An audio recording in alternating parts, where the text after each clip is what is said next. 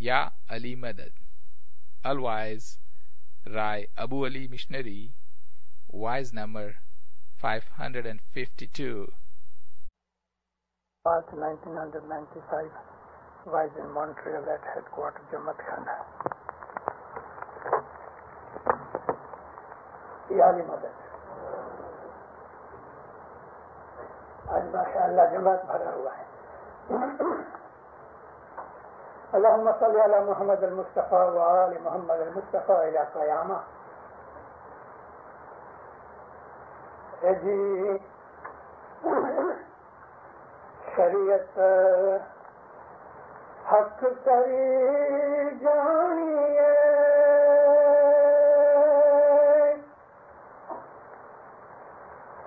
تو ترت طریقت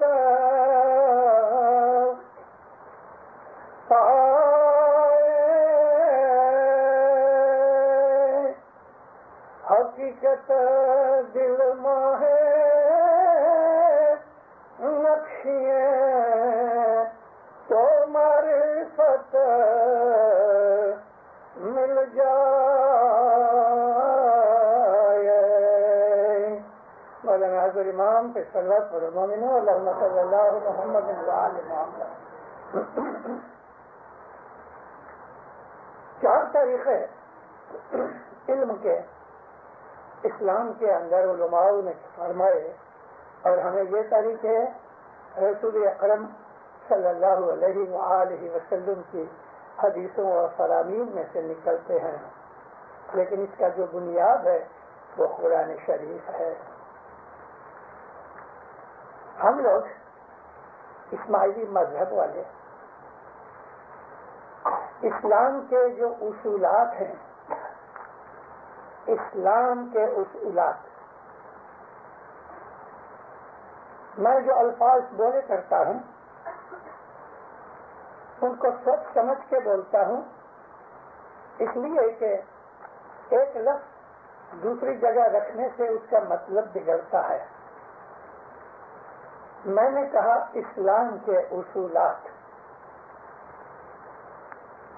وہ لوگ کہ جو اپنے آپ کو مسلمان کہلاتے ہیں، جیسے کہ ہم بھی ہیں، ہم نے بہت سی ایسی چیزیں اختیار کر رکھی ہیں کہ جو اسلام کے اصولات کے ساتھ کوئی تعلق نہیں رکھتی. علم کے اندر اور علم کے اوپر عمل کرنے کے لیے 2 طریقے ہیں. ایک تو اصولات کی سمجھ. اصولات کہتے ہیں انگلش میں فنڈامنٹل، اور یہ لفظ فرینچ میں بھی ہے. فنڈامنٹل فاؤنڈیشن اور بنیاد. ان اصولات کے اوپر عمل کرنے کے لیے جو علم ہے اس کو کہتے ہیں فروعات. فروعات اس کو کہتے ہیں کہ جو اصولات کے اوپر عمل کرنے کے طریقے ہوں گے. اصولات میں کیا ہے؟ اللہ ایک ہے، اس کا کوئی بھاگیدار نہیں. وحدہ لا شریک لہ، اس کا کوئی شریک نہیں. وہ ہمیشہ سے ہے، ہمیشہ رہے گا. اللہ کا کوئی بدن نہیں، اللہ کا کوئی بھائی نہیں، بیٹا نہیں، ماں نہیں، باپ نہیں، کچھ نہیں، کیونکہ اس کا بدن ہے ہی نہیں. یہ ایک بنیادی اصول ہے. خدا تعالیٰ نے خلقت پیدا کی، کریشن کی، اور اس کریشن کو چلانے کے لیے کچھ اصولات اور قانون بنائے. دنیا کے ہر ملک کے اندر کچھ نہ کچھ قانون ہیں. آپ ابھی کینیڈا میں رہتے ہیں، اپنی جب گاڑی چلاتے ہیں تو روڈ کی رائٹ سائڈ پہ چلاتے ہیں، لیکن آپ اگر لندن چلے جاؤ اور ادھر رائٹ سائڈ پہ چلانے جاؤ تو پولیس پکڑ لے گا. آپ اس کو بولو کہ میں ادھر اپنے شہر میں رائٹ سائڈ پہ چلاتا ہوں، وہ بولے گا تیرا شہر ادھر. یہ ہمارا ملک ہے، اس ملک کے قانون جدے ہیں، تو آپ ادھر لیفٹ سائڈ پہ چلاؤ. اس ملک میں، جس ملک میں ہم گئے ہیں، اس کے قانون پہ عمل کرنا چاہیے. اسی طرح سے خدا تعالیٰ نے اپنے نبیوں کی معرفت جو استاد تھے، ٹیچرز تھے، کچھ اصولات اور قاعدے بنائے اور ان قانونوں کے اوپر عمل کرنے کا نام ہے شریعت۔ عربی زبان کا جو لفظ شرع ہے اس کا مطلب ہے قانون، لا۔ قرآن شریف میں لا کی بہت سی چیزیں ہیں، مگر یہ جو لاز ہیں یہ فنڈامنٹلز نہیں ہیں، یہ اصولات میں نہیں ہے۔ روڈ کے اوپر گاڑی لے جاؤ تو آپ برابر اس قانون کے اوپر کہ کینیڈا میں ہم رائٹ سائڈ پہ لے جاتے ہیں، لیکن آپ اپنی گاڑی کو اپنے فارم میں لے جاؤ، 20-25 مائل دور آپ کا فارم ہے، اب وہ آپ کا فارم ہے، وہاں گورنمنٹ کا قانون نہیں لگتا، آپ رائٹ پہ گاڑی چلاؤ، لیفٹ پہ چلاؤ، جیسے بھی چاہو چلاؤ۔ لیکن جب آپ روڈ کے اوپر آؤ تو روڈ کے اوپر آپ کو وہ گاڑی اپنی مرضی سے نہیں چلتی، لا کے حساب سے چلنا چاہیے۔ یہ شریعت ہے۔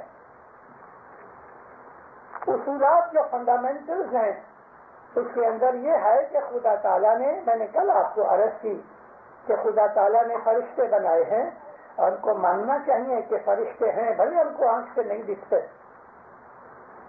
مگر فرشتے ہیں۔ خدا نے دنیا میں کتابیں بھیجی اور ان کتابوں میں آخری کتاب قرآن شریف ہے، اور ہم کو نبی پاک نے فرمایا کہ خدا نے جتنی بھی کتابیں بھیجی ہیں 114 کتابیں دنیا میں آئیں، 114 کتابیں، اور یہ جو بڑی کتابیں تورات، زبور، انجیل، قرآن، یہ تمام 114 کتابیں اس کے اندر ہے، اور قرآن تو بالکل جامع ہے، یعنی اس کے اندر تمام کتابوں کا علم موجود ہے، اور قرآن پاک آخری کتاب ہے۔ قرآن کا سمجھنا ایزی نہیں، کیونکہ خود قرآن کہتا ہے میں سب کی سمجھ میں نہیں آتا، مجھے سمجھنے کے لیے راسخون فی العلم جو ہے وہی ہیں، اور کوئی میری کو نہیں سمجھ سکتا۔ قرآن کو سمجھنے کے لیے وہ استاد چاہیے کہ جن کے لیے قرآن نے کہا ہے کہ وہ اپنے علم کے اندر بالکل راسخ ہیں۔ اب وہ کون ہے؟ نبی کریم کو پوچھا کسی نے کہ یا نبی یہ راسخون فی العلم، اب دیکھو اس کے اندر لینگویج کا حساب بھی ہے۔ راسخون جو ہے وہ پلورل سینس ہے، کیونکہ راسخ ہوئے تو سنگولر ہوتا ہے، راسخون ہے وہ پلورل سینس ہے۔ اگر خدا تعالیٰ نے ایسا کہا ہوتا کہ راسخ فی العلم تو ایک ہی آدمی ہوتا، لیکن اس میں یہ کہے کہ یہ راسخون ہے، پلورل سینس میں لیا ہے، تو اس کے اندر کوئی مقصد ہے، بھید ہے، وہ ہمیں جاننا چاہیے۔ کیونکہ اگر راسخ ہے، سنگولر فارم ہے، تو وہ اپنے زمانے میں جیے گا اور پھر وہ گزر جائے گا، تو پھر دوسرے زمانے کے اندر قرآن سمجھانے والا کہاں سے آئے گا؟ اس لیے خدا نے پلورل سینس یوز کی ہے اور اس نے کہا ہے کہ وہ راسخون ہے۔ ہر امام راسخ ہے، اور کیونکہ ایک سے زیادہ امام وقت کے بعد ہوتے رہیں گے، یہ سلسلہ قیامت تک چلے گا۔ یہ ذریت ابراہیم جو ہے، جو خدا نے وعدہ کیا ہے کہ قیامت تک میرا وعدہ ہے تیری ذریت کے ساتھ، تو وہ امامان ہیں، یعنی ہر زمانے کے اندر امام موجود ہے۔ یہ زمین خدا کی ہدایت کے بغیر نہیں رہ سکتی۔ خود خدا تعالیٰ کے نبی نے کہا ہے کہ اگر ایک پلک بھی امام کا قدم اس دنیا پہ نہیں ہوئے تو یہ دنیا مٹ جاوے، ایمان کا قلم اس دنیا میں رہے گا۔ اگر کسی ایسے وقت ہزاروں سال کے، لاکھوں سال کے بعد یہ زمین جو ہے مٹ جائے گی اور مٹے گی، یہ زمین ایک دن مٹ جائے گی کہ تو سورج کھا جائے گا۔ یہ زمین سورج میں سے نکلی ہے، اور یہ جو پیسیفک اوشن ہے اس میں سے چاند نکلا ہے، چاند پیسیفک اوشن میں سے نکلا ہے، اور سورج جو ہے اس میں یہ زمین کو پھینکا ہے باہر ہے۔ یہ سورج کف کرتا ہے، کھانسی کرتا ہے، اور جب وہ کھانسی کرتا ہے تو اس کے اندر سے لاکھوں ٹن کا مواد باہر نکلتا ہے لاوا کی طرح۔ سورج بہت گرم ہے، تو جب وہ کھانستا ہے تو یہ لاوا باہر نکلتا ہے، اور اس کی سپیڈ اتنی ہوتی ہے کہ لاکھوں مائل تک جاتے ہیں۔ اب کبھی خدا تعالیٰ کی کریشن کا حساب تو کبھی کرو۔ یہ سورج ہماری زمین سے ہماری زمین سے 1 کروڑ یعنی نیئرلی 10 ملین ٹائمز بڑا ہے.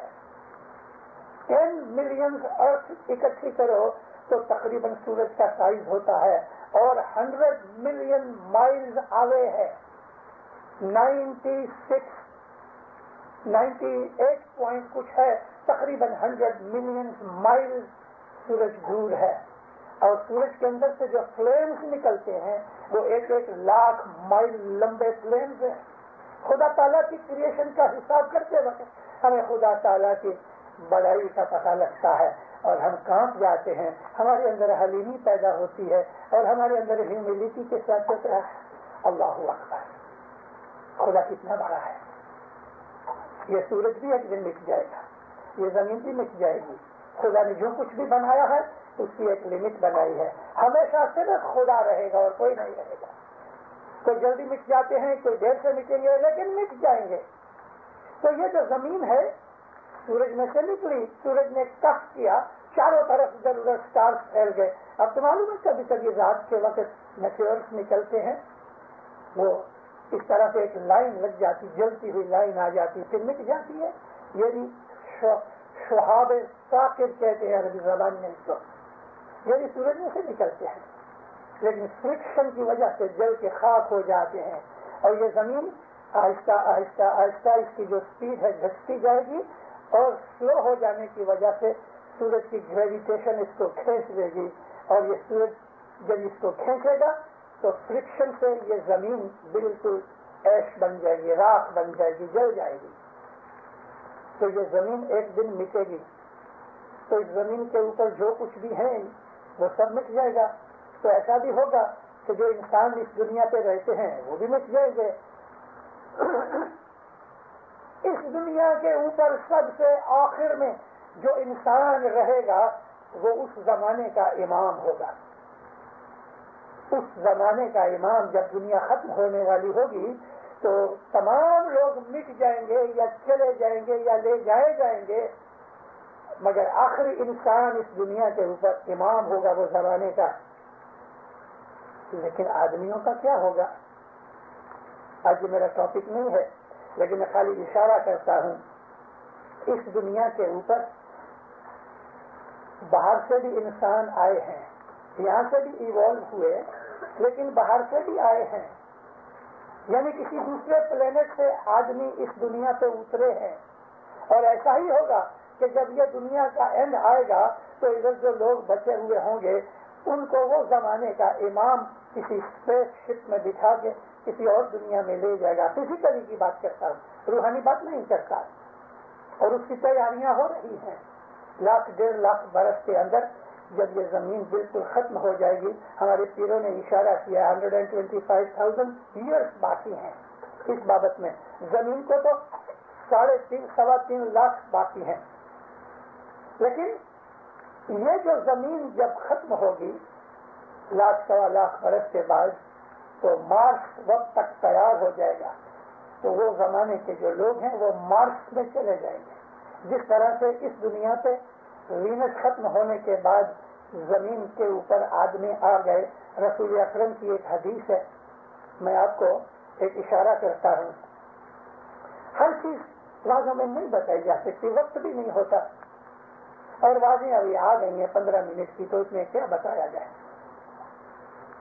نبی کریم کی ایک حدیث ہے. نبی فرمایا کہ خدا تعالیٰ نے آدم اور حوا کو جو حکم کیا کہ تم جنت میں سے نکل جاؤ تو ان کو پھینک دیا گیا. حضرت بی بی حوا جدہ کے پاس اتری, جدہ جو عربستان میں ہے, اور آدم علیہ السلام جب ان کو پھینکا گیا تو وہ سری لنکا کے پاس اترے. بھی ایسا کیوں ہوا؟ جدہ اور سری لنکا 1000 مائل سے زیادہ ہے, شاید اس سے بھی زیادہ. بی بی حوا کو خدا تعالیٰ نے جدہ میں پھینکا. ابھی لفظ پھینکا ہے تو پھینکنا کیا ہوتا ہے کہ کسی چیز کو ہم ہاتھوں سے چھوڑ کے پھینک دیں.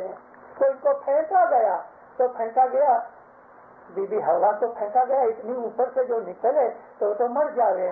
تو ضرور وہ زمانے کے اندر ایسی سائنس وغیرہ وینس میں تھی کہ اما ہوا अपने कैप्सूल में नीचे उतरी और हजरत आदम दूसरे कैप्सूल में श्रीलंका में उतरे। जो कैप्सूल थे जो आज हम समझ सकते हैं, लेकिन 1400 साल या 100 साल पहले हमको कोई कहते कि कैप्सूल में फांका गया तो हम शायद न समझते, लेकिन आज साइंस ने हमको बता दिया है कि ये एस्ट्रोनॉट्स ऊपर जाते हैं, जब उनका कैप्सूल आता है तो समुद्र में गिरता है तो फिर उसको रिट्रीव करते हैं।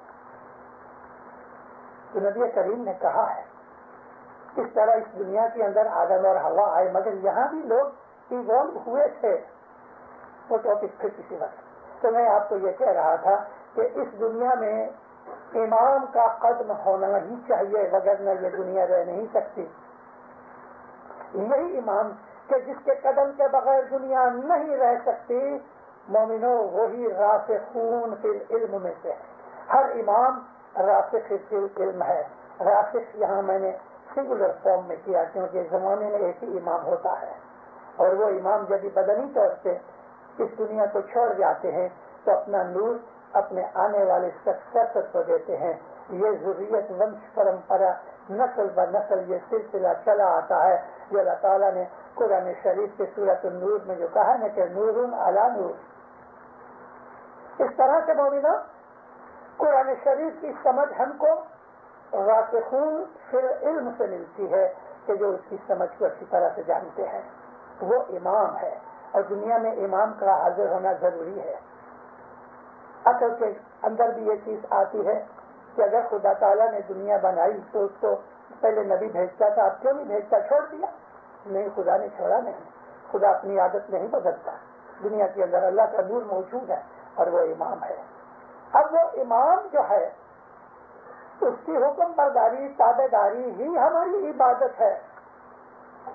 अगर इमाम हमको कोई हुक्म करे कि जो आम तौर पे शरीयत के खिलाफ है तो शरीयत बड़ी नहीं है, इमाम का फरमान बड़ा है। मैंने कल ही कहीं जिक्र किया था आपको कि हजरत अनस बिन मालिक नमाज पढ़ते थे तो नबी करीम ने बुलाया, नहीं आया।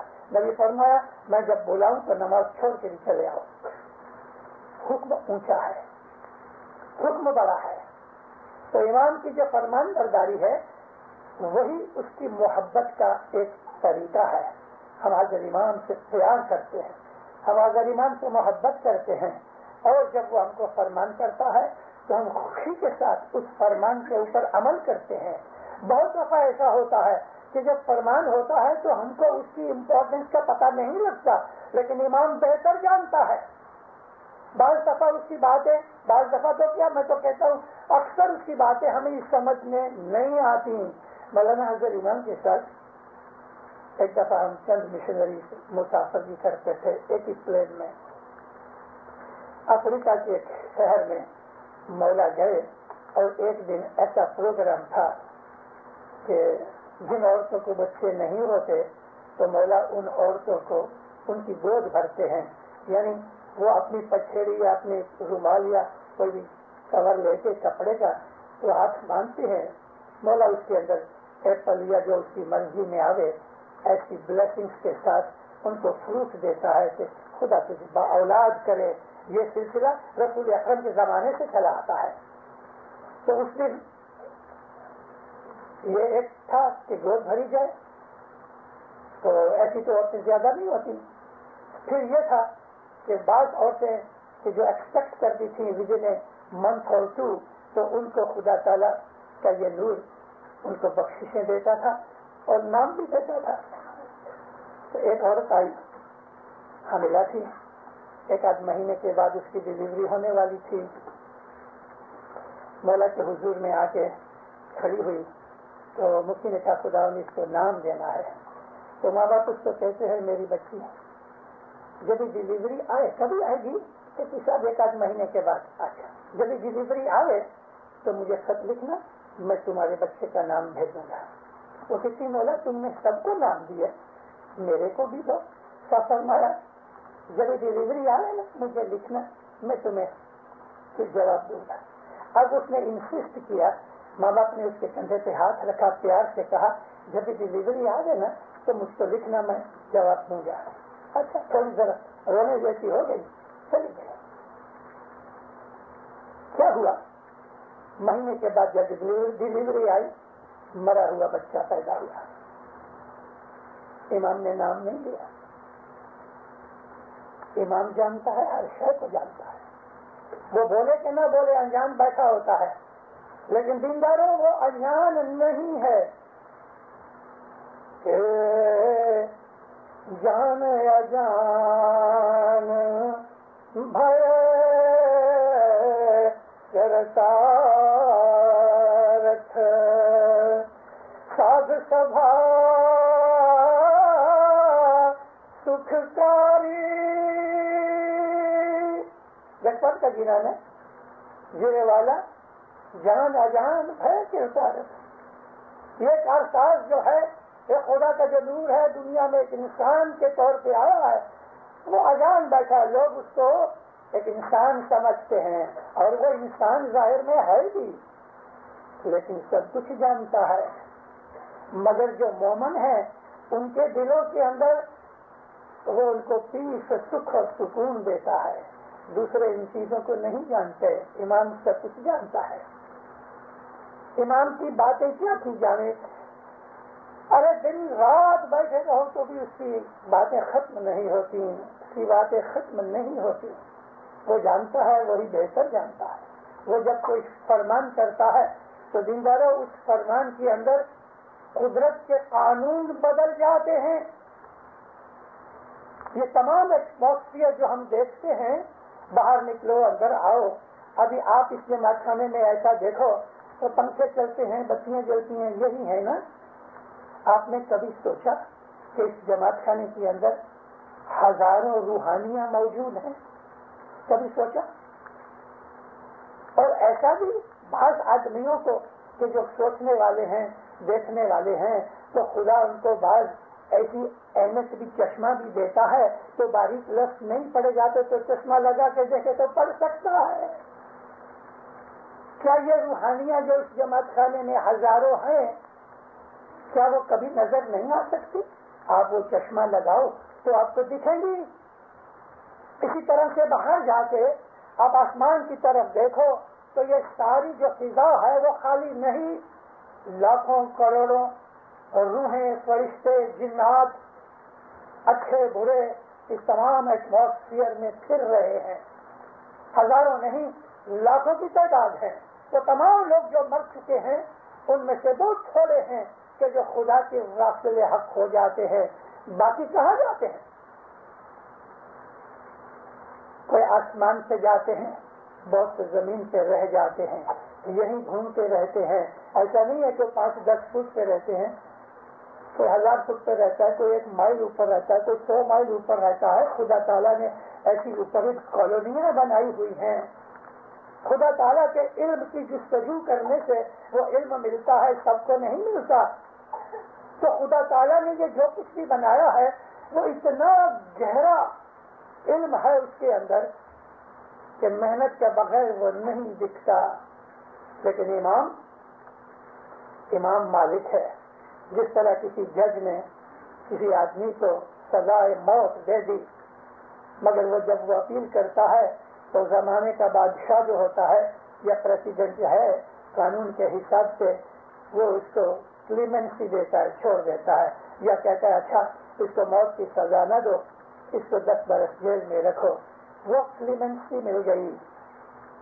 اگر دنیا کا کوئی پریسیڈنٹ یا بادشاہ چالو قانون کے اندر، حالانکہ قانون میں یہ چیز ہوتی ہے، تو وہ سزائیں مٹا دیتا ہے.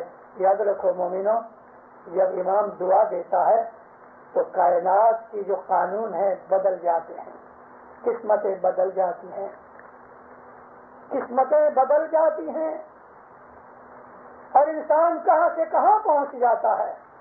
انسان بہت دفعہ دنیا میں آگے بڑھتا ہے، خدا کی مہربانیوں کو وہ بھول جاتا ہے، اور بھول جانے کے بعد جب اس کو اس کی سزا ملتی ہے کیونکہ وہ ناشکرا ہو گیا ہے.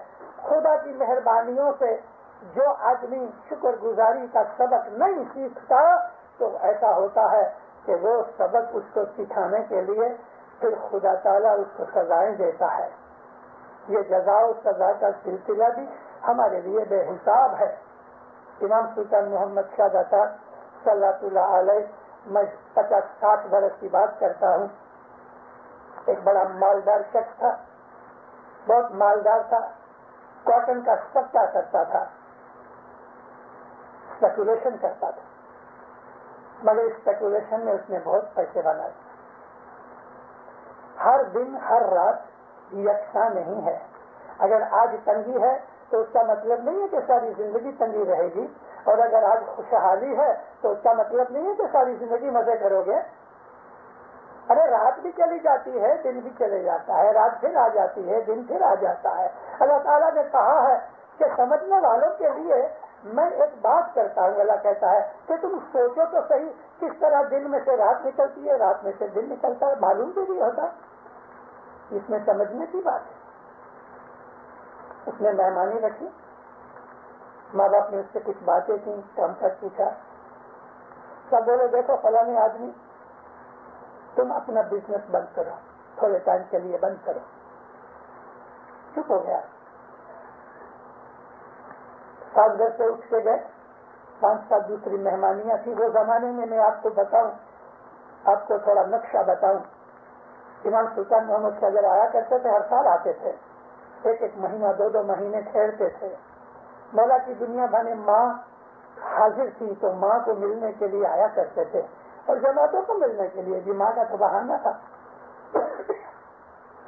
ہر روز 30-40 مہمانیاں, موسٹلی حسناباد کا, کیونکہ میدان بہت بڑا ہے, کارپیٹ بچھایا ہوا ہے, ایک پاٹ ہے, پاٹ کے اوپر حاضر امام کے لیے فروٹ اور مہمانی جو کچھ بھی دینی ہے وہ پڑا ہے. پیالہ بھی پڑا رہتا ہے پانی کا, کہ کبھی امام کو مرضی آئے تو چھانٹا دیتا ہے, نہیں تو پڑا رہتا ہے. کرسی ہوتی ہے اور ساری فیملی ادھر یہاں سامنے بیٹھی ہوتی ہے. ایک مہمانی میں مولا اٹھ کے جاتا ہے, کرسی پہ بیٹھتا ہے, باتیں کرتا ہے, دعائیں دیتا ہے, مہمانی قبول کرتا ہے. کہاں 1 منٹ بیٹھتا ہے, کہیں آدھا گھنٹہ بیٹھتا ہے, اس کی مرضی ہے. تو اس طرح یہ مہمانیاں چلا کرتی تھیں. میں نے حضرت امام کو, شاہ کریم صلی اللہ علیہ کو, ایک دن میں نے بات کی. میں بولا مولا سلطان محمد شاہ کے زمانے میں اس طرح مہمانیاں آتی تھی, ساری فیملی بیٹھی ہوتی تھی, کرسی پہ آ کے بیٹھتے تھے, ہم کو ایسا لگتا تھا جیسے ہمارے گھر پہ آیا ہے. آج تو تم کیا کرتا ہے مولا, بیٹھا ہوتا ہے ایک جگہ, 3 آدمی آتے ہیں, 2 آدمی آتے ہیں, تو دعا کس دیتا ہے, مہمانی قبول کرتا, تیرا شکرانہ کرتا ہوں, لیکن یہ مزہ نکل گیا. مجھے دیکھ کے تھوڑے مسکرائے. مجھے کہتے تیرے کو پتا ہے میرے دادا کے پاس ٹائم بہت تھا, میرے دادا کے پاس بہت ٹائم تھا. دوسری بات تیرے کو معلوم نہیں, میرے دادا کا انفلوئنس برٹش گورنمنٹ میں بہت تھا, اور وہ زمانے میں برٹش گورنمنٹ ساری دنیا کے اندر انفلوئنشل گورنمنٹ تھی. آدھی دنیا پہ برٹش کا راج تھا. کہیں بھی مریدوں کو جماعت کو تکلیف ہو جاتی تھی تو میرا جو دادا تھا وہ ٹیلی فون اٹھا کے جو فورن ڈپارٹمنٹ ہوتا تھا اس کو کہہ دیتے تھے فلانی جگہ میری جماعت کو یہ تکلیف ہے, کیسے ہوتی, اس کی تپاس کرو. مولا فرمایا ابھی دنیا فری ہو گئی, برٹش گورنمنٹ شریک ہو گئی, آزاد ملک ہو گئے. اب کہیں جماعت کو تکلیف ہوتی تو مجھ کو اس ملک کی گورنمنٹ کے ساتھ کانٹیکٹ کرنا پڑتا ہے, اس میں بہت ٹائم چاہیے. یہ زمانہ نہیں آ سکا. میں بولا مولا کبھی نہیں آئے گا, جواب نہیں دیا. تو مولانا سلطان محمد شاہ اس کی مہمانی سے بیٹھ کے اس کو حکم کیا کہ تم بزنس بند کرو. سابق کے 4-5 مہمانیاں چھوڑ کے کچھ دوسرے آدمی کے پاس گئے. وہ چھوٹا آدمی تھا, سائز میں نہیں, مالداری کی بات کرتا ہوں. کیا کرتے ہو؟ مولا کاٹن کا دھندا کرتا ہے. سٹا لگاتے ہو؟ ابھی سٹا لگانا ٹھیک نہیں, لیکن شرم کے مارے منہ نیچا کر لیا. ماں باپ فرمایا دیکھو ہوشیاری سے کام کرو, بہت ہوشیاری سے کام کرو. شاباش کھانا لگا. اس کو منع کیا کہ تم بالکل ویپار بند کرو, اور اس کو صاحب نے انکریج کیا اور کہا کہ ہوشیاری سے کام کرو. آمین خدا. وہ آدمی بڑا مالدار تھا, اور یہ مالداری دماغ میں گھسی ہوئی تھی. گھر والے کہتے ہیں بس ابھی بزنس بند کرو گے, آفس بند کرو. گھر والی کو کہتے ہیں ارے یہ تو مذہب کا آدمی ہے. یعنی کون حضرت امام سلطان محمد شاہ کی بات کرتا ہے کہ تو یہ تو مذہب کی اور دین کی باتیں جانے, ان کو کیا پتا بیکار کیا ہے. بولو پھر تم نے مہمانی پر تو رکھی ہو, پوچھا کیوں؟ پوچھا تو پھر عمل ہونا چاہیے. اس نے امام کی بات نہیں مانی. پتہ کیا ہوا؟ بھاؤ بڑھتے گئے, اس کا لالچ بڑھتا گیا. گھر والوں کو بولا دیکھا کیسا اچھا بیپار ہو گیا. 6 مہینے تک بہت اچھا بیپار رہا, بھاؤ بڑھتے گئے اور یہ مزے کرتا رہا. اس نے کہا کہ میرے میں جو عقل ہے وہ کسی میں نہیں. ایک دن یکا یک 6 مہینے کے بعد اس نے جہاں کوئی چیز لگائی تھی سب کی سب چلی گئی, گوڈاؤن میں آگ لگ گئی. اب کیا ہوا؟ کپڑے سلک کے پہنتا تھا, چائنا سلک کے, لیکن صابن کے پیسے نہیں رہے باقی, ختم ہو گیا. چائنا سلک کا سوٹ ہے لیکن صابن کے پیسے نہیں کہ اس کو دھو سکے, اتنا مالدار تھا. اور وہ چلتا گیا. اس کو کہا بند کرو, اس نے نہیں مانا, خاک ہو گیا. اس کو دعا سیکھ دی, وہ بڑھتا گیا, چڑھتا گیا. امام جو جانتا ہے مومنوں, وہ کوئی نہیں جانتا. اگر اعتقاد امام کے اوپر ہے, اور ہمارا الحمدللہ اعتقاد ہے کہ یہی سچا ہے, اور میں کہا کرتا ہوں کہ 1400 سال سے یہ دعویٰ کرتا آیا ہے کہ میں ہی سچا امام ہوں. اگر جھوٹا ہوتا استغفر اللہ, اگر کھوٹا ہوتا تو 1400 سال تک جھوٹ نہیں چلے. یہ سچا ہے, اس کی بات مانو, اس کو راضی کرو, اس کا حکم مانو, دین و دنیا میں اس کی برکتیں ملتی رہیں گی. تو جو امام ہے اس کے حکم کے اوپر عمل کرنا ہماری محبت کو زیادہ کرتا ہے. اگر امام کہے بیٹھ جاؤ, فوراً بیٹھ جاؤ. اگر امام کہے اٹھو, فوراً اٹھ پڑو. اس میں کوئی بھی آناکانی نہیں ہونی چاہیے. ایک آدمی کو مولانا حضر امام نے, سلطان محمد شاہ کی بات کرتا ہوں, ڈائمنڈ جبلی کا ٹائم تھا اور ہم کو ڈیکوریشن کمیٹی کے اندر دن رات کام کرنا پڑتا تھا. وہ ہمارا کنوینر تھا اور ہم ڈیکوریشن کرتے تھے. یک اس کو کہیں درد ہوا گردے میں, ڈاکٹر کے پاس گیا. ڈاکٹر نے کہا کہ تیرے اندر پتھری ہے, اسٹون ہے گردے میں, تیرے کو آپریشن کرانا پڑے گا. اس نے پوچھا کہ کب تک آنا چاہیے؟ اس نے کہا ود ان ویک. اس نے ہاتھ جوڑے ڈاکٹر کو, کہتا ڈاکٹر 15-16 دن باقی ہیں, ڈائمنڈ جبلی ہو جائے پھر میں آپریشن کراؤں گا. ڈاکٹر نے بولا حالت خراب ہے, ایکس رے بتاتا ہے کہ تم 8 دن بھی نکالنے مشکل ہے. بڑا پریشان ہوا. بوکے کو جا کے کہا مجھے مہمانی رکھنی ہے. مہمانی رکھی. بولا آئے, جا کے بیٹھے تو اس کی آنکھوں میں آنسو آ گئے. بولا فرمایا کیا بات ہے؟ کہتے خداوند ڈائمنڈ جبلی تو 15-16 دن باقی ہیں. فرمایا ہاں خداوند میرے کو پتھری ہو گئی, مجھے بہت تنگ کرتی ہے. ڈاکٹر کہتا ہے کہ 8 دن بھی نکلنے مشکل ہیں. خداوند مجھے مرنے سے, وہ اپنی جذبات بیان کرتا ہے اور روتا جاتا ہے. خداوند مجھے موت کا کوئی ڈر نہیں, لیکن خداوند ڈائمنڈ جبلی کے بعد مروں, اس سے پہلے مجھے بچا لو. اور بہت ہنسے. نزدیک بلا کے ہاتھ رکھا, شاباش دی, دعا کی فرمائی. فرمایا دیکھو پانی کو گرم کرو, اس کو بوائل کرو, بعد میں اس کو گلاس میں ڈالو اور ٹھہرو. جب وہ پینے کے لائق بنے, لیکن سخت گرم گرم جتنا تم برداشت کر سکو اتنا گرم پانی پیو, لیکن پہلے بوائل کرو. اور جتنا گرم پی سکو تھوڑی دیر ٹھہر کے اس میں گرم پیو. صبح کو پیو, شام کو پیو. شاباش, کھانا والا دعا کی. بس اس نے گرم پانی پینا شروع کر دیا. وہ درد مٹ گیا, بھول گیا کہ مجھے پتھری ہوئی ہے.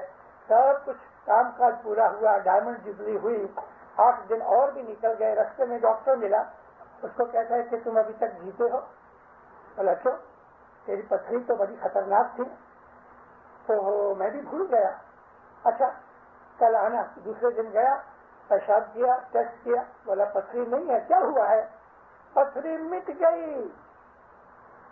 امام کی جو دعا ہے, میں نے ابھی بھی آپ کو عرض کیا کہ اس تمام کائنات کے اندر جو قانون ہے وہ امام کی دعا کے قانون بدل جاتا ہے. ہمارے یقین اور اعتقاد ہونا چاہیے. اب یہ جو اعتقاد ہمارا امام زمان کے اوپر ہے, یہ حقیقت ہے. یہ حقیقت ہے کہ جو تیسرا درجہ ہے. اگر ہم اس حقیقت کو جاننا چاہتے ہیں تو دینداروں طریقت میں نیچے آ کے طریقت پہ عمل ہونا چاہیے، اور طریقت کو جاننے کے لیے ہمیں شریعت لازم ہے. شریعت کیا ہے؟ بچوں کو سکھاتے ہیں بیٹا دعا سیکھو، بیٹھو. ہم اپنے بچوں کو پاک بٹھا کے دعا سکھاتے ہیں، جماعت خانے لے کے آتے ہیں، ہم جماعت خانے جاتے ہیں. یہ شریعت ہے. شریعت کہتے ہیں قانون، جماعت خانے آنا لازم ہے.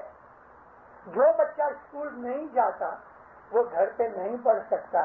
ایک بات میں بہت دفعہ واضح میں کہتا ہوں کہ کتاب کے بغیر استاد سکھا سکتا ہے، لیکن استاد کے بغیر کتاب نہیں سکھا سکتی. اگر کتابیں پڑھنے سے کوئی عالم بنتا تو یہ اسکول، یونیورسٹیاں اور کالجز کی کوئی ضرورت نہ ہوتی، استادوں کی بھی ضرورت نہ ہوتی. کتاب استاد کے بغیر نہیں سکھا سکتی، لیکن استاد کو کتاب کی حاجت نہیں ہے. اس طرح سے یہ خیال رکھنا کہ مرشد جو ہے اس کو کتاب کی حاجت نہیں، اور ہم محض کتابیں پڑھ کے، قرآن یا حدیث پڑھ کے عالم نہیں بن سکتے. ہم کو استاد کی ضرورت ہے، اور وہ سب سے بڑا استاد شاہ پیر ہے. اگر وہ یہ کہتا کہ اس وقت دن ہے، ابھی تو رات ہے، بدھو آدمی یہ کہے گا کہ مولا کیا بات کرتے ہو، اس وقت تو رات کا اندھیرا ہے، سورج تو دکھتا ہی نہیں. لیکن مولا کے اس کہنے سے کہ اس وقت دن ہے اس میں کوئی بھید ہے. اگر وہ دوپہر کو سورج چمک رہا ہے اور امام کہے کہ اس وقت رات ہے، تو یاد رکھو، یہ یقین کر لو کہ امام نے کچھ کہا ہے کہ جس لیے یہ ابھی رات ہے، حالانکہ سورج نکلا ہے. یہ رات کا جو لفظ ہے اس میں کوئی بھید ہے. اس طرح سے امام کے فرمان پہ عمل کرنا ہی ہمارے اس مذہب کا، جو دین اسلام کا سب سے اونچا مذہب ہے. دین اسلام میں 73 مذہب ہے، 73 مذہب ہے دین اسلام کے اندر. ان تمام فرقوں کے اندر الحمدللہ ہمارا ایک ہی فرقہ اسماعیلی ایسا ہے کہ جو رسول اللہ کے وقت کا جو اسلام تھا، جو اسلام رسول اللہ نے ہمیں سکھایا تھا، جو اسلام علی نے سکھایا تھا، جو اسلام حسن حسین نے سکھایا تھا، وہ زمانے کا امام، وہ زمانے سے چلا ہوا آج تک ایک ہی امام ہے. اس نے کپڑے بدلائے ہیں، بدن بدلایا ہے، امام ایک ہی ہے، وہی علی چلا آتا ہے، اور رسول اکرم کا نور بھی وہی چلا آتا ہے. ہمارے پاس وہی امام ہے. نبی کریم جب مدینہ آئے، مدینہ کی عورتیں علی کی، نبی کی محبت میں گھر میں کھانا پکا کے اپنے خاوند کے ہاتھ یا بچوں کے ہاتھ یا غلام کے ہاتھ رسول اکرم کے گھر پہ کھانا بھیجتی تھی. مدینہ کی عورتیں کھانا پکا لے تو اس میں سے تھوڑا پورشن، جو بیسٹ پورشن ہوئے، بچوں کو، گھر والوں کو کھلانے سے پہلے تھوڑا پورشن نکالے اور جاؤ رسول اللہ کے دے کے آؤ. اور نبی کریم وہ کھانا کھاتے تھے، دعائیں دیتے تھے. وہ سمجھتے تھے کہ نبی پاک نے ہمارے گھر آ کے کھانا کھایا. یہ مہمانی کہ مدینہ کی عورتیں کھانا پکا کے نبی کو بھیجتی تھیں، وہ مسلمان بھول گئے، کیونکہ ان کے پاس ملا مولوی رہ گئے.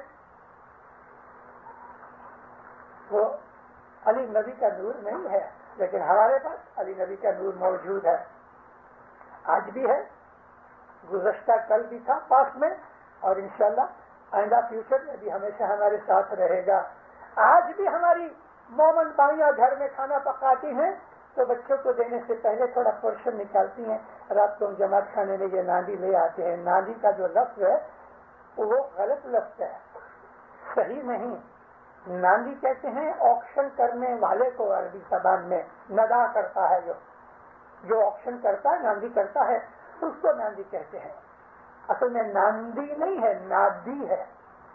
نادی یعنی منادی کرنے والا، جو آدمی نادی بیچ رہا ہے، ہم اس کو نادی کہتے ہیں. لیکن یہ سب چیزیں حقیقت میں مہمانی ہے حاضر ایمان کی. چھوٹا بچہ ماں کی کوئی ساڑی کے کپڑا پکڑ کے کیا چاہ رہا ہے، اماں مجھے بھوک لگی، ممی بہت بھوک لگی، ہاں بیٹا دیتی ہوں، ابھی دیتی ہوں. ماں اس کو پیار کرتی ہے، لیکن اپنے اس بچے کو کھلانے سے پہلے حضرت امام کا وہ بھانا نکالتی ہے. ان کے گھروں میں برکتیں ہیں کیونکہ اس نے پہلے اس علی نبی کے نور کے لیے اپنی مہمانی نکالی. زمانہ بدل گیا دینداروں، لوگوں کو علم نہیں رہا. ہم وہ اسماعیلی ہیں کہ ہم گھر میں امام کو کھلائے بغیر نہیں کھاتے. ایک کیلا رکھ دو مولا کے لیے، ایک سنترا رکھ دو. ایسا لازم نہیں کہ آپ ٹرک بھر کے مولا کے پاس لے کے آؤ. بات تو یہ ہے کہ ہم امام کی مہمانی کریں. وہ مہمانی یہ ہے کہ صرف ایک لقمہ کھاوے، ایک لقمہ. کچھ غریب لوگ تھے ایران کے، مولانا علی شاہ حسن علی شاہ کے ساتھ انڈیا آئے تھے. وہ مولا کے نوکر تھے، سپاہی تھے، گزر گئے. آہستہ آہستہ ان کی اولاد ہوئی. میں آپ کو یہ بات 1934 کی کرتا ہوں کہ جب یہ تمام لوگ جو ایران سے مولا کے ساتھ آئے تھے ان کی اولادیں ہوئیں اور بیچارے غریب تھے، کھوجے لوگ. ہر سال جب مولا سلطان محمد شاہ آئے تو مہمانیاں کریں. جیسا نہیں کہنا کہ مولا کے سامنے کرسی کے سامنے پاک پڑا ہوئے، ساری فیملی بیٹھی ہوئے. اور اس وقت کیا تھا، 136 روپے لیتے تھے. کچھ میں سے 14 روپے فروٹ کے لیتے تھے، باقی مہمانی ہوتی تھی. 136 شلنگ روپے اس زمانے کے اندر بہت بڑی رقم تھی مومنوں.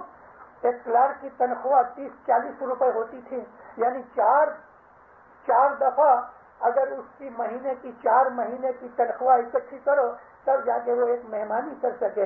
تو غریب لوگ بیچارے مہمانی نہیں کرتے تھے، لیکن شام کو جماعت خانے کے اندر 10-20 روپے جو کہ 2-4 پیسے جو کچھ بھی جیسا ہوتا ہے یہ بھی مہمانی ہے. ہم جو جماعت خانے کے پاٹ کے اوپر ایک سینٹ بھی رکھے نا، جسٹ 1 سینٹ مہمانی کا، تو وہ بھی مہمانی ہے. ہم کو اس کے حساب سے برکت ملتی ہے جو بھی آپ کے دل میں نیت میں آوے. تو ایک ایرانی عورت تھی، ایرانیوں کو اس وقت خالو کہتے تھے. خالو اس لیے کہتے تھے کہ مولانا سلطان محمد شاہ کی جو ماں تھی نا وہ ایرانی تھی، اور یہ دوسرے سب ایرانیوں کو بھائی کے طور پہ ماما اور خالو نہیں ہوتا، ماما کو خالو کہتے ہیں اور ماتا کو بھی خالو کہتے ہیں. تو ان کو عزت کے ساتھ خالو کہا کرتے تھے ایرانیوں کو.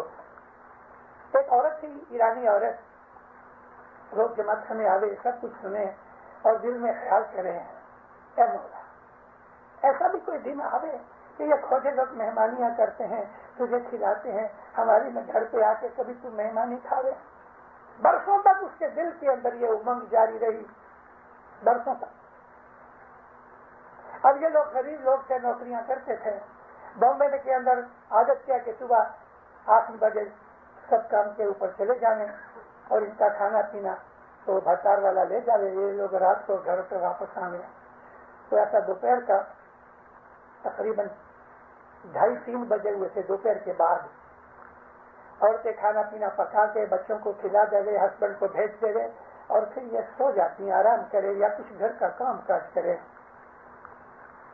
تقریباً 12:30-1 بجے کا ٹائم ماتا سلامت کے ساتھ، خود کی ماں کے ساتھ سلطان محمد شاہ تھوڑے خفا ہو گئے.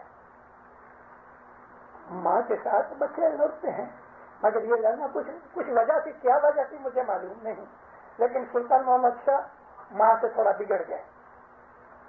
ماتا سلامت ہنس کے چلی گئی اور آرڈر کیا ٹیبل لگاؤ، اس کو کھانا کھلانا. کھانے کا وقت ہو گیا 1 بجے. سلطان محمد شاہ نے کیا کیا، ابھی اس وقت امام کا جو لباس تھا شارٹ پہنے ہوئے تھے، نیچے کینوس کے شوز تھے اور موزے ساکس نہیں تھی، خالی پاؤں اور شارٹس پہنے تھے وائٹ رنگ کی اور ہاف سلیو کی شرٹ تھی. مولا کالا چشمہ پہنتے تھے. ہیٹ اٹھایا، سر پہ رکھا، لکڑی لی اور بنگلے کے پیچھے کے دروازے سے نکل گئے. اور پیچھے کا دروازہ سمندر کے کنارے پہ تھا، تو سمندر کے کنارے پہ حضور اترے. لکڑی ہاتھ میں لے کے سلطان محمد شاہ سے آستے آستے آستے چلتے رہے. آپ میں سے جس نے بامبے دیکھی ہے اس کو پتا ہوگا کہ والکیشور سے بنگلے سے चौपाटी के पास से निकल के तकरीबन 3 मील चलो तो इधर चौपाटी के पास खुदा कहाँ जाना है, वाड़ी चलो। अभी वाड़ी उधर से 5-7 माइल दूर। वो तो मजे मजे गाता रहा, गिनान बोलता रहा, घोड़ा चलता रहा। मौला अंदर आराम से बैठे हैं। वाड़ी में आए, तकरीबन 3 बजे थे। एकदम सुनसान था, कुछ नहीं था। औरतें घरों का खाना पीना पका के आराम करती थी। कोई ऐसी औरतें थी कि जो कुछ चढ़ने का काम करती होंगी। ऐसा चलते चलते साथ गाड़ी में से नीचे उतरे और इसको बोला कि तुम ठहरो, भले करता है। कोई मर्द बैठता ही नहीं था, कुछ बच्चे खेलते थे। मौला चलते चलते चलते चलते अब वो औरत कि जो हमेशा अपने दिल के अंदर ये ख्याल किया करती थी कि ये मालदार खोजे तेरे को मेहमानियां खिलाते हैं, हमारी किस्मत कहाँ। उसके दरवाजे पे पहुंच के मौला ने लकड़ी मारी। अब उसको क्या मालूम कि कौन आया है, और ये तो उसके ख्याल में भी नहीं आ सकता कि इमाम मेरे घर पे आएगा। वो अंदर से चिल्ला रही है, कौन है, चले जाओ, आराम करने दो। मौला ने फिर लकड़ी मारी। अब वो ये समझते कि ये बच्चे शरारत कर रहे हैं, गुस्से से उठी। तो जब उठी तो पछेड़ी दुपट्टा कुछ था नहीं। जब उठी और दरवाजा खोला, सुन हो गई,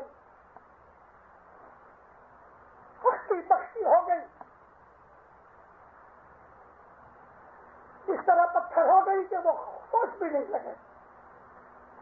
नौजहान का इमाम उसके सामने खड़ा है। काफी देर तक बेसुध हो गई, जम गई। मौला उसको हिला के कहते हैं, हमको अंदर नहीं आने दोगे। जब वो होश में आई, पीछे हट गई, भाग के पटले हिलाई, हाथ बार के खड़ी हुई। मौला कहते हैं, हमको कुछ खिलाओ, हमको कुछ खिलाओ। अरे उधर माँ ने खाना तैयार रखा टेबल के ऊपर, उसको छोड़ के 10-12 मील चल के 3 मील पाँव से चल के गाड़ी में इधर इसके घर पे आके कहते हमको खाना खिलाओ। क्या इसको खाना नहीं मिलता था? अब वो क्या करें, खाना और वो भी इमाम के लायक। मौला कहने लगे हमको खाना खिलाओ।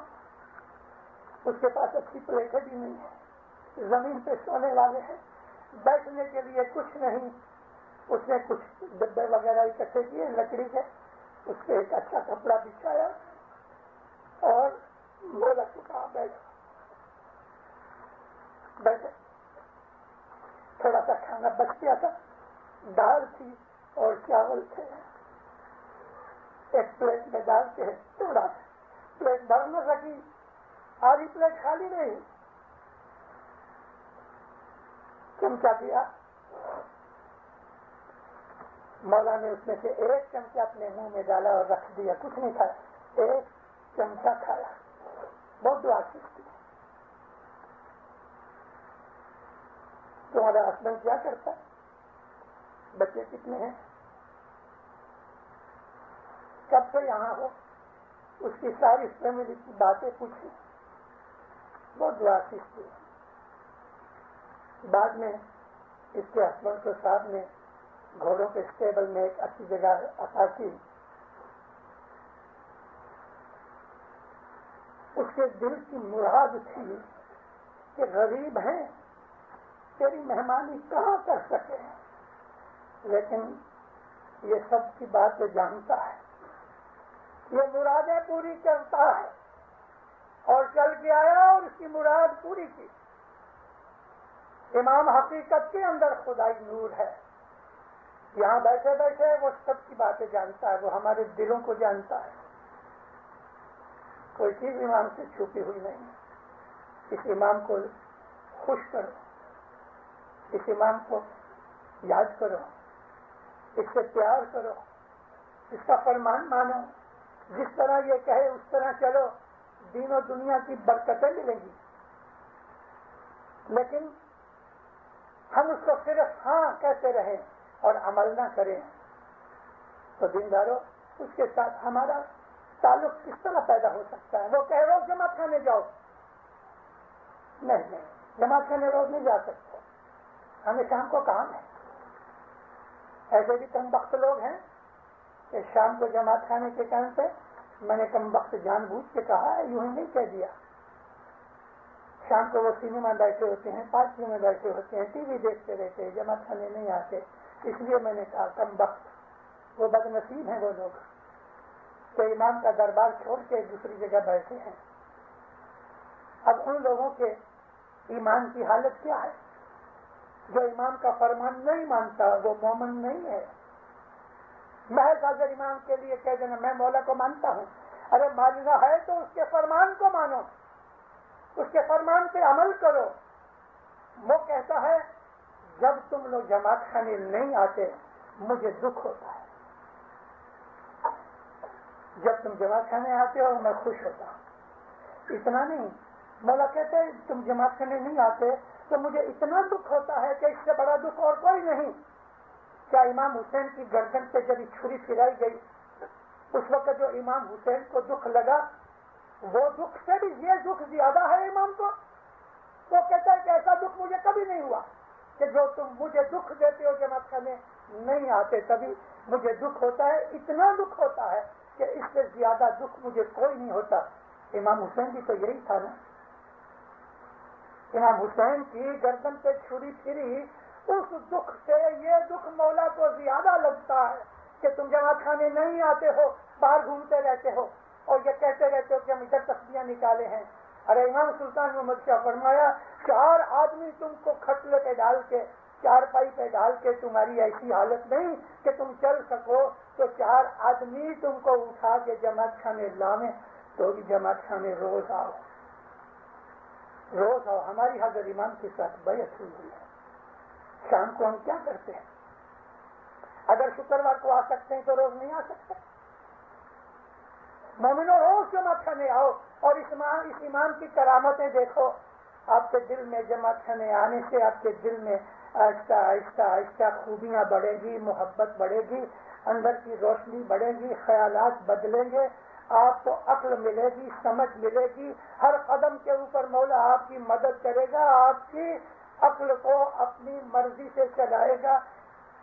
میں ایسا نہیں کہتا کہ آپ فوراً کروڑ پتی بن جاؤ گے, لیکن دل کا سکھ ملے گا, گھر میں آبادی ہوگی, گھر میں جھگڑے نہیں ہوں گے. یہ ہمارے گناہ ہیں, گھروں میں جھگڑے ہوتے ہیں, باپ بیٹے لڑتے ہیں, بھائی بھائی لڑتے ہیں, میاں بیوی کا بنتا نہیں. اور آج کل یہ اتنے ہو گئے ہیں ڈیورس وغیرہ بھی. یہ ساری بدیاں برائیاں ہم کو گھیرے ہوئے ہیں. کیوں؟ حاضر امام کے ہوتے ہوئے بھی ہم کو یہ تکلیف ہے, اس لیے کہ ہم حاضر امام کا حکم نہیں مانتے. جماعت خانے میں بہت دفعہ, الحمدللہ آپ میں تو کوئی ہے نہیں, لیکن میں نے بہت جماعت خانوں میں دیکھا بھی جماعت خانہ جیسے ہی نیاز پئیں گے کئی لوگ لمبے پاؤں کر کے بیٹھ جائیں گے جیسے کسی گارڈن میں بیٹھے ہوئے ہیں. ارے یہ جماعت خانہ امام کا گھر ہے, یہاں امام حاضر موجود ہے. ابھی تم نے سجدہ کیا اس طرف تم پاؤں کرتے ہو, کیسے آدمی ہو؟ اس سے بدھو آدمی کون ہو سکتا ہے؟ اس میں اتنی سمجھ بھی نہیں کہ جس طرح میں نے سجدہ کیا ادھر میں پاؤں کرتا ہوں. اس جماعت خانے کی عزت کرو, بہت عزت کرو. یہ امام کا گھر ہے, وہ خود یہاں حاضر اور موجود بیٹھا ہے. اس کی بے ادبی مت کرو, اس کی ڈس رسپیکٹ مت کرو. اس کا جتنا بھی ادب کرو گے اتنا ہی آپ کو فائدہ ہے. اور اس جماعت خانے میں آ کے اپنی جو دعا ہے اس کے علاوہ اور جو ہمارے کام کاج ہیں پورے ہو جانے کے بعد بھی دینداروں ایک آدھ تصویر نکالا کرو, شکر گزاری کرو, استغفار کرو. اے مولا میرے گناہ بخش دے, میں تیرا شکر گزار ہوں. نبی پاک کو کسی نے پوچھا یا نبی عبادت کا آدھار یعنی عبادت کی بنیاد کیا ہے؟ فرمایا عبادت 2 ستون پہ, ستون کہتے ہیں پلرز کو, 2 پلرز پہ ٹکی ہوئی ہے, استغفار اور شکر. اپنے گناہوں کی معافی مانگو اور ہر حالت میں خدا کا شکر کرو, نرمی میں بھی, گرمی میں بھی, دکھ میں بھی, سکھ میں بھی شکر گزاری کرو. اور کبھی بھی اللہ کو خداوند عالمین کو بلیم نہ دو. بہت سارے لوگ میری بات بھلا آؤ کرو کہیں سے مجھے لو دکھ ملے ہو, ارے تیرے اعمال ایسے ہیں, خدا کسی کو دکھ نہیں دیتا. خدا کو کبھی بھی بلیم نہ کرو. اللہ کہتا ہے کہ ہر مصیبت میں تمہارا ہاتھ کام کرتا ہے, میں کسی کو دکھ نہیں دیتا. روز جماعت کرنے آؤ, عبادت کرو. رات کو بھی سونے سے پہلے درود پاک کی صلوات کی تسبیح نکالو, سو جاؤ آرام سے. مولا سلطان محمد شاہ فرمایا جو آدمی مجھے یاد کرتے کرتے سو جاتا ہے میں ساری رات اس کے پلنگ کے پاس کھڑا اس کی چوکی کرتا ہوں، میں پہرا دیتا ہوں کہ اس کو کوئی بلا آفت نہیں آوے، اس کو بد خیالات نہیں آوے، اس کو برے برے سپنے خیال اور ڈریمز نہیں آوے۔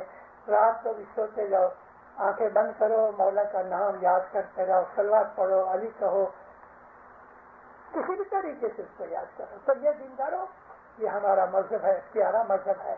امام زمان کی شناخت اور محبت میں اور اس کی فرمان برداری میں رہو، دین و دنیا کی آفتیں دور ہو جائیں گی، آپ کی نیک مرادیں مولا پوری کرے گا۔ سکھی آباد رہو، ایمان کی سلامتی ملے، دین دنیا کی نعمتیں دے دے، زمینی آسمانی سب بلائے آفتیں دور کرے، مولا آپ کی ہر نیک امید پوری کرے، دسم شکریت میں پورا رکھے، مولا فرمان بردار مومن بنائے، اپنی محبت اور سمجھداری دے دے، حقیقتی سمجھ دے دے، مولا آپ کو خوشیاں دے دے، برکتیں دے دے اور نعمتیں دے دے، دین و دنیا میں آباد کرے، آپ کو آپ کی جان مال آل اولاد آبرو عزت روزی روزگار میں برکتیں دے دے، ظاہر باطن دیدار نصیب کرے۔